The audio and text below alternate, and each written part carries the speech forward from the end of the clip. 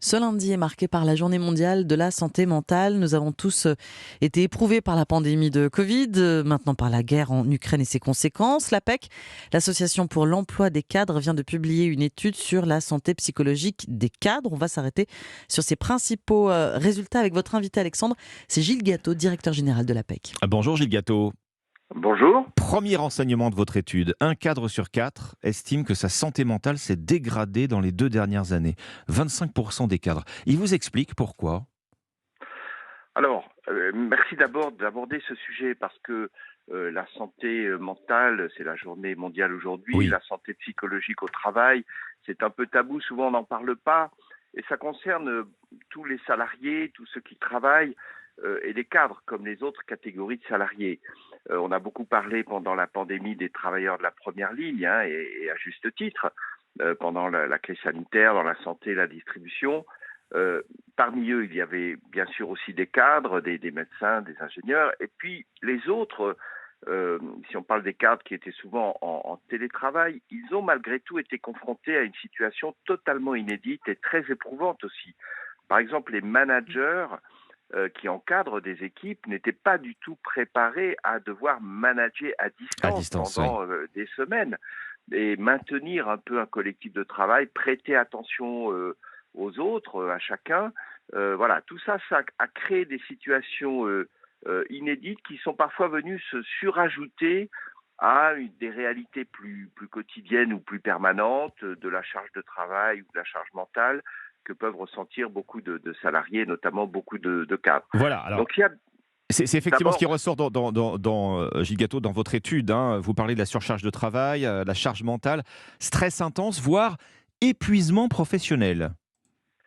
oui, alors parfois on parle de burn-out et il faut faire très attention évidemment à ne pas employer ce mot de façon trop banalisée parce Oui. que quand on interroge les cadres, ils sont un peu plus de la moitié, 55%, à dire qu'ils ressentent souvent ou occasionnellement la sensation d'avoir une charge de travail insurmontable ou de subir un épuisement professionnel.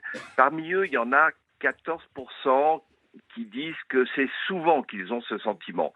Là, il y a un signal d'alerte parce que effectivement, cet épuisement professionnel qui peut survenir quand on tire trop sur la corde, comme on dit, quand au bout d'un moment, on n'arrive plus à gérer une charge de travail, on n'arrive plus à décrocher le soir, le week-end, on est en permanence en stress. Là, il y a un peu de danger et ce que montre aussi notre enquête, c'est que c'est arrivé à pratiquement un cadre sur 5, 19%, de devoir prendre un congé ou un arrêt de travail parce qu'ils ont le sentiment d'être professionnellement épuisés. Ce que met en lumière votre étude aussi, Gilles Gâteau, c'est un retard, voire une carence dans la prise en charge de la santé mentale au travail. En tout cas, près d'un cadre sur 2 juge les actions de leur entreprise insuffisantes dans ce domaine. Oui, je crois qu'il y a une prise de conscience qui n'est pas complètement faite. Quand on parle de santé, on pense souvent à des symptômes ou à des maladies qui ne sont pas forcément associées à la santé mentale. La déprime, les situations de stress ou d'épuisement sont peut-être moins bien regardées. On y prête peut-être moins d'attention. Et là, il y a une vigilance à avoir qui se développe d'ailleurs. Dans cette même enquête, on a une majorité de cadres qui considèrent que leur manager est plutôt vigilant quant à leur santé psychologique ou à la santé psychologique de leurs équipes, mais on en a quand même 18% pour dire qu'il n'est pas du tout vigilant. Donc on voit que cette prise de conscience, elle doit continuer à se développer. Elle concerne les managers, mais aussi les collègues. Dans cette même enquête, on demande, si vous aviez, vous, demain, une situation de difficulté psychologique, Oui. avec qui en parleriez-vous ? À peu près dans la même proportion, ceux qui disent « j'en parlerai à mon manager », qui disent aussi « j'en parlerai à mes collègues ».